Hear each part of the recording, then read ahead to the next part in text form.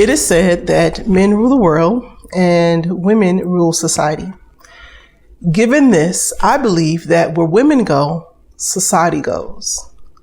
This is the crux of feminine influence. This is the crux of your feminine influence training. And this is what your mother should have taught you. Hey, Head Turner, it's time to line yourself up for love so you can attract the kind of man you really want. I'm hosting a training designed to teach you how to meet a good man this month. And you can learn more about what Feminine Influence Finishing School has to offer. Click the link in the description to apply, and I hope to see you inside. So I was looking here on the internet, just doing what I do.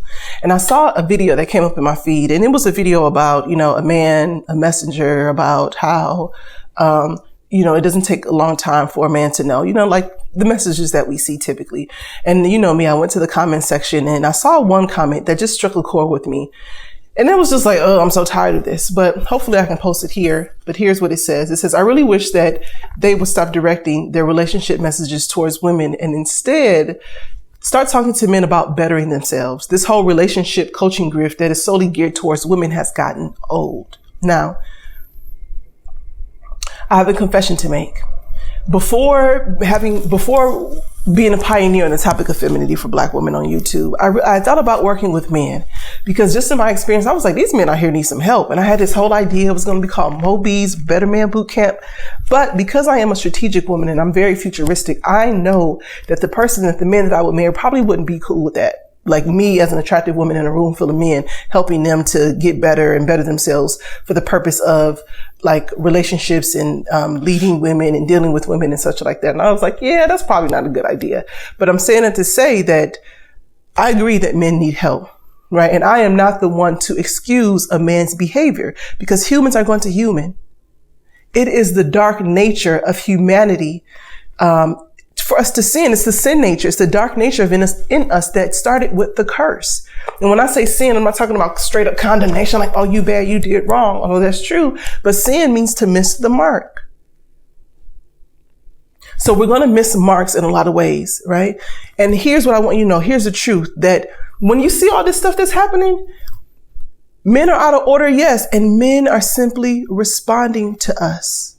Men will change when women as a collective change and get together. Right now, men are rewarded for their bad behavior. Men are rewarded for the bad behavior. And one of the things that we do in our house is like, we don't reward bad behavior.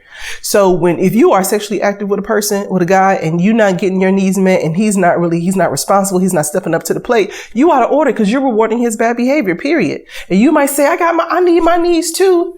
Okay. You have choices to make. You have a choice to make. When women complain, and go on a public platform and out here complaining and this and that without really seeking a solution is out of order and it's futile. Because the truth is, as I said before, that you reign in a position of influence, that you influence men more than they influence you. And here's what I want you to know. This is something I heard my pastor say, and it really resonated with me because I had to go back and study this. But women, right, as creatures that God created, have the same attributes as the Holy Spirit. The Holy Spirit is a comforter. Women provide comfort. Women are a comforter, a soft place to land. The Holy Spirit is the helper to guide along the journey. So being a woman and understanding your power and your privilege, relationship advice focuses on women because we are the keepers. Women are the keepers primarily of hot and happy relationships. You know how they say, if mama ain't happy, ain't nobody happy. You heard that. If mama ain't happy, ain't nobody happy. But the truth is that women have the same attributes as the Holy Spirit. We have a part to play in building up and advancing God's kingdom. This is the mission of feminine influence. To guide and empower single women of faith, to attract a partner and build a family for the glory of God. So when you say that, why is all this stuff focused on women? It is a futile argument. It's something that, as my mama would say, common. That's something for common folk. It's basic, right? If you are at a spiritual level and you are at a certain level and you know these things, you know that women control access. That's why you control access to sex, barring any sort of sexual trauma. This is why relationship talk is focused on women. because we have a part to play, and it is one of influence. It is one of power, and it is a high calling.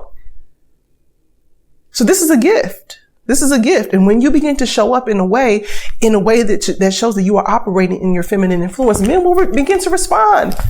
And you're going to see the change, but it has to be done as a collective. It can't just be one. I mean, it can be. Don't get me wrong. It can be one.